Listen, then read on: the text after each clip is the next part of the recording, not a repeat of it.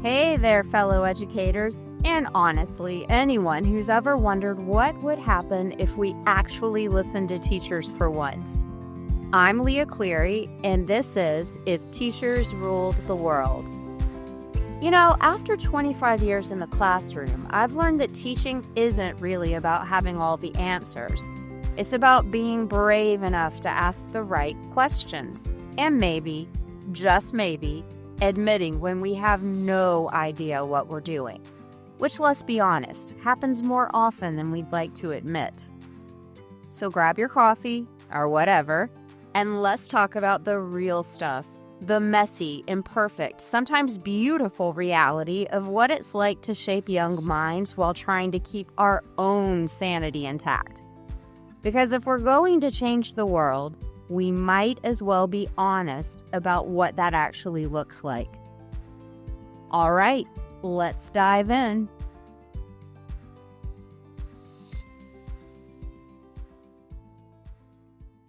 It was the end of the day, sixth period, and one of my former students came into my room. She doesn't have a class sixth or seventh period, so she drops by sometimes just to talk. She's a senior now, but I taught her in AP World History, and she was one of those students. Sharp, hardworking, the kind of kid who crushed the material and did great on the exam. We were talking, and she brought up the senior pictures that they'd started hanging up around the school. You know the ones, the formal senior portrait with all of their college acceptances and scholarships listed underneath. And I have to say, I love looking at those pictures every year. I love seeing where our kids have been accepted. I love reading about the scholarships they've earned. It's genuinely exciting to see their accomplishments celebrated. It's one of my favorite traditions. But then she made something that made me kind of rethink that tradition. Miss Cleary, they're only putting up students who are going to college, so my picture's not going up. And suddenly, this tradition I love felt incomplete. This brilliant student who worked hard, who succeeded in one of the toughest classes we offer, who has a clear plan for her future, wasn't going to be recognized because her plan is the Air Force. She's not going to a traditional four-year college right out of high school. She's going into military service where she'll get training, education, and she will build a career. And apparently, that doesn't count. Here's the thing that really got me. This student isn't choosing the military because she couldn't get into college. She's choosing it because it's her path. It's intentional and it's smart. See, it's what she wants to do with her life. But our system of recognition, it only celebrates one path. College, four-year universities. That's what gets your picture on the wall. I encouraged her to talk to our head counselor, who is a very kind and very reasonable person. And I'm happy to report that the counselor listened. That student is getting her picture up now, with the Air Force listed underneath. Small win, but it got me thinking about how wrong this whole setup is in the first place. And believe me, I know it's well-intentioned, and it's a practice that I can get behind if we complete the practice to recognize everybody. You see, if teachers ruled the world, we would stop pretending that every student is college-bound. And more than that, we'd stop acting like college is the only path worth celebrating. Because here's who we're leaving out when we only recognize college acceptance. We're leaving out students going into the military. We have kids joining the Army, the Navy, the Air Force, the Marines. They're getting training. They're serving their country. And here's what people don't always realize. The military offers incredible education benefits. The GI Bill can cover college costs completely. They get specialized training in everything from aviation mechanics to cybersecurity to foreign languages. They gain leadership experience. And yes, many of them do attend college, just through a different route. Why isn't that celebrated the same way? And then there's students going to trade schools. We have students pursuing careers in welding, HVAC, electrical work, plumbing, carpentry. Let's talk real numbers here. Skilled electricians can make $60,000 to $100,000 a year. Experienced welders can make similar amounts. HVAC technicians are in huge demand. These aren't fallback careers. These are lucrative, stable professions with serious earning potential. And these are the people we're all going to desperately need when our air conditioning breaks in July or when we're renovating our homes. These careers require real skill, expertise, and often years of apprenticeship and certification. Why aren't we accepting those trade school acceptances? And then there's students taking gap years. A few years ago, we had a student who took a gap year in Taiwan to learn the language. Think about that. That takes courage, independence, cultural competency, language acquisition. That's learning that you absolutely cannot get in a classroom. Some students use gap year for service programs like AmeriCorps or Peace Corps. Some work and save money so they can go to college debt-free. Some figure out what they actually want to study before spending thousands of dollars. Why isn't that recognized as a smart choice? Then there's students going straight into the workforce. My cousin did this. Very smart guy. He could have excelled in college, probably would have been a brilliant engineer, but he got a job right out of high school with Bell South, which is now AT&T. He's been there for 30 years. He's moved up in the company. He's done quite well financially.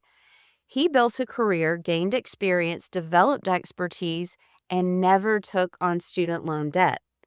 Why isn't that a success story worth celebrating? And what about students pursuing entrepreneurship or family businesses? We have students whose families own restaurants, construction companies, farms. They're learning business management, accounting, customer service, skilled labor. That's real-world education. And here's one we really need to talk about: our students in access classes. Our special education students in self-contained classrooms. They're graduating too. They have plans. They have futures. They have things they're going to do when they leave our building, whether that's supported employment, continuing education programs, community integration programs, or other pathways designed for their needs and strengths. And they deserve to be recognized and celebrated just like everyone else. I've been thinking about my own path. I went from high school straight to college because that's just what you did. That was the expectation, and it worked for me. I'm glad I went to college, but I didn't think outside the box. I didn't consider other options, and honestly, I didn't figure out that I wanted to be a teacher until after college anyway. When I interviewed Tracy Dixon in episode 12, a paraprofessional, on the podcast a few months ago, and I'll link to that episode in the show notes, we talked about how important it is to celebrate multiple paths. And she said something that stuck with me. It actually takes creativity to think outside the box, to choose a different path than the one everyone expects. We should be celebrating that creativity. We should be celebrating students who know themselves well enough to choose what's right for them, even when it's not the default option. But what message are we sending when only college acceptances go on the wall? We're telling students that college is more important, that college is what matters, that if you're not going to a 4-year university, you don't get recognized, you don't count. And that's wrong. Think about the 9th grader, the 10th grader, the 11th grader walking past that wall every day. The kid who knows college isn't for them. The kid who's interested in the military or wants to learn a trade or has a job opportunity or needs time to figure things out. What are they learning from that wall? That their choice is less valuable? That they're not worth celebrating? I think we can do better than that. So if teachers ruled the world, here's what that senior recognition wall would look like and what I hope it starts to look like at my school. Every path gets celebrated. College acceptance letters, absolutely. I still want those. I still want to celebrate our kids going to Georgia Tech, to Spelman, to community college, to state schools, to the Ivy League. That's wonderful. But right there next to those college acceptances, military enlistment papers, trade school acceptances, apprenticeship programs, gap year plans, job offers, entrepreneurship ventures, plans for our access students. We'd recognize students joining the workforce. We'd celebrate students who are taking time to figure out their next steps. We'd honor every student's postgraduate plan, whatever that plan looks like. We'd make sure every single senior walking out of our building feels valued for the path they're choosing, whatever that path may be. Because here's the truth. We need people in all of these paths. We need teachers, yes, but we also need electricians and plumbers and cosmetologists and soldiers and welders. We need people in the civil service. We need people who take time to learn languages in other countries. We need people who build 30-plus year careers with one company. We need people running small businesses. We need people in every profession and every path. Not everyone should go to college. Not everyone needs to go to college. College is absolutely the right path for many students. It was the right path for me, and I think we should celebrate that. But we do students a disservice when we pretend it's the only path worth taking, because it's definitely not. I'm proud that my student advocated for herself. I'm proud that our head counselor listened and made the right decision. That student is getting her picture up with the Air Force listed underneath. But we shouldn't need students to advocate for themselves to be recognized. The system should already include them. If teachers ruled the world, we'd celebrate every path forward. We'd value the diversity of choices our students make. We'd recognize that success looks different for different people. And we'd make sure every student knows your path matters.